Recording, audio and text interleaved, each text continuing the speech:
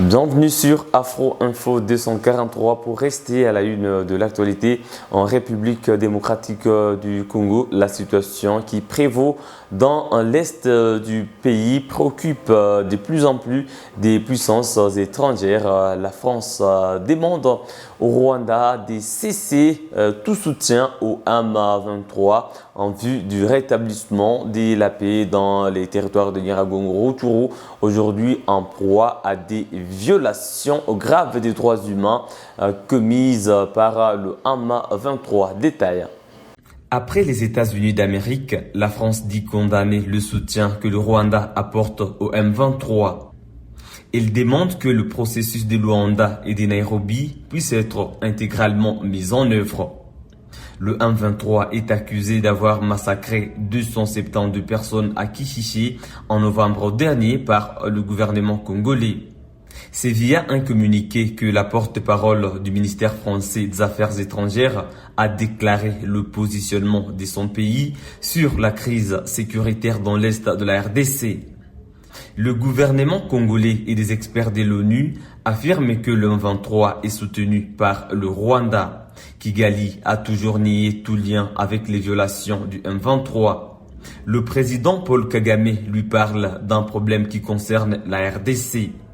Pourtant, le soutien du Rwanda au M23 est aujourd'hui une évidence, à en croire les preuves brandies par les FARDC. Dernièrement, le gouvernement congolais a dénoncé un renforcement du M23 par le Rwanda en armement ainsi qu'en effectifs. Le chef de la diplomatie américaine avait jeudi appelé le Rwanda à user de son influence sur le M23 pour le rétablissement de la paix. Anthony Blinken soutient pleinement l'accord de Luanda.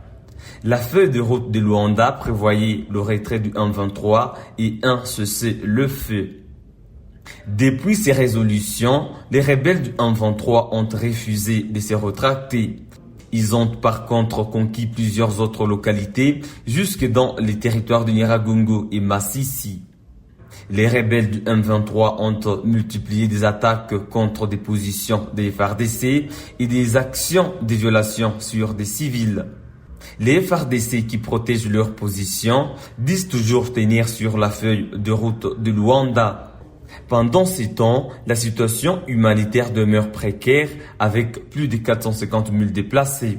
La société civile de Nyiragongo et Rutshuru dénonce le sabotage des résolutions de Luanda par le M23 et la tuerie de plus de 300 civils. Et dans le cadre du rétablissement de la paix dans la province de l'Ituri, des millions de dollars américains sont déjà disponibilisés pour le programme de désarmement et des mobilisations. Suivez. L'heure a sonné et bientôt la province vivra une ère de paix, a dit le coordonnateur national de ces programmes en charge des opérations qui annonce le début des désarmements et des mobilisations de groupes armés de l'Ituri au sortir de l'audience avec le gouverneur de province de l'Ituri. Bientôt, le ministre va lancer officiellement les démarrages des opérations de désarmement et de mobilisation et qu'après, nous allons faire la suite, c'est-à-dire aller par différents secteurs où seront regroupés ces éléments des groupes armés, procéder à leur désarmement et par la suite les amener dans des centres où ils seront démobilisés et formés par la suite pour une réintégration plus réussie. Dans la même veine, pour galvaniser ce programme de paix, l'OIM met la main à la pâte avec un prêt de 6 millions de dollars américains pour les provinces de l'Ituri, Nord et Sud Kivu à raison de 2 millions par province. Effectivement, dans le cadre d'un projet pilote d'appui au programme PDDRCS, un projet qui va être financé à hauteur de 6 millions de dollars à raison de 2 millions par province. Et l'OIM a été notifié effectivement pour la mise en œuvre de ce projet. Dans la foulée, le colonel Jude Bossalé appelle la population de l'Ituri et le groupe armé non signataire du processus de paix de Nairobi à s'approprier et adhérer à ces projets porteurs d'espoir pour la stabilisation de la province. Nous pensons qu'il ne faut plus attendre.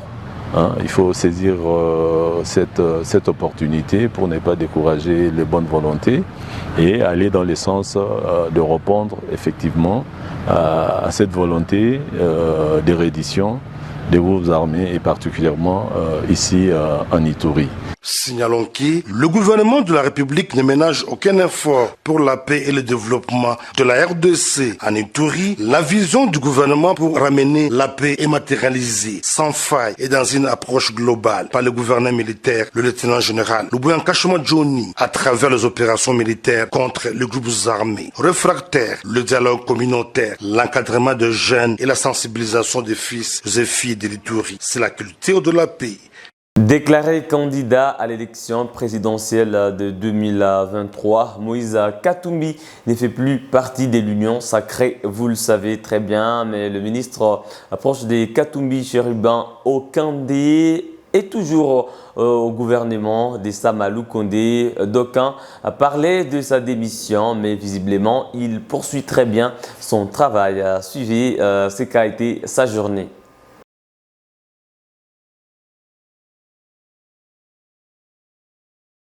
Une journée chargée pour le ministre des Transports, Voies de Communication et des Désenclavements.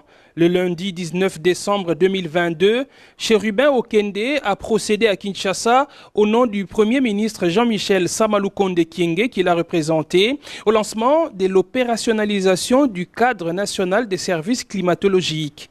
C'est dans le cadre du projet de renforcement des services hydrométéorologiques et climatologiques de la RDC, un financement de la Banque mondiale.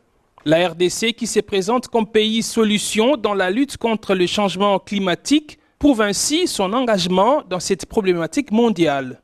À la suite du chef de l'État, notre pays est engagé dans la lutte contre le changement climatique et cela pour nous assurer dans la transition énergétique.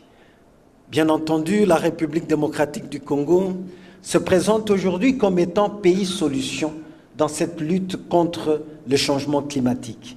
Nous ne sommes pas que le pays solution. Les dernières catastrophes démontrent que nous sommes autant exposés.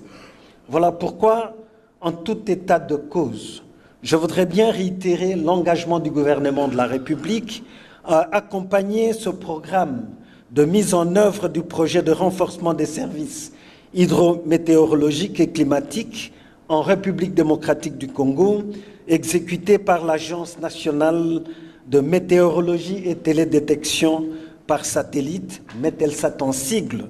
Le ministre des Transports a remis aux représentants des différents ministères le décret du Premier ministre portant opérationnalisation du cadre national des services climatologiques et son plan d'action. Cherubin Okende s'est ensuite rendu au Pullman Hotel où il a coprésidé avec son collègue des Finances Nicolas Kazadi et d'autres membres du gouvernement la cérémonie de signature des contrats de performance entre le gouvernement et les unités de gestion des projets financés par la Banque africaine de développement. Le secteur des transports a le financement le plus important avec plus de 480 millions de dollars américains. De retour à son cabinet, Cherubin Okende a poursuivi son travail d'homme d'État. Ce même lundi 19 décembre 2022, le ministre des Transports, Voies de Communication et des Désenclavements a signé plusieurs contrats au nom du gouvernement avec la Corporation internationale d'ingénierie nationale chinoise sur la technologie aérienne. Ces contrats vont donner lieu à la construction des aéroports nationaux et internationaux ainsi que des routes d'accès à ces infrastructures aéroportuaires. Il s'agit notamment de la construction de la route nationale numéro 1 Kananga-Chikapa, la construction d'un hub aéroportuaire international de Kananga, la construction d'un nouvel aéroport international de Gemena, d'un nouvel aéroport international de Mbandaka, la construction d'un nouvel aéroport international de Kindu et la construction de la route nationale numéro 20 Ilebo-Mweka. Une journée sans repos pour Cherubin Okende ce lundi 19 décembre 2022. Le ministre des Transports a reçu une délégation de la société Masco Énergie et Construction.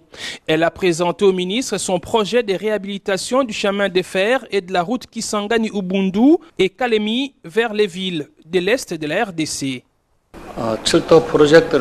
Son Excellence a beaucoup apprécié notre présence et il a souhaité que nous puissions avoir un canevas qui soit aussi bref que possible pour que nous puissions déjà commencer les travaux qui concernent les études de faisabilité.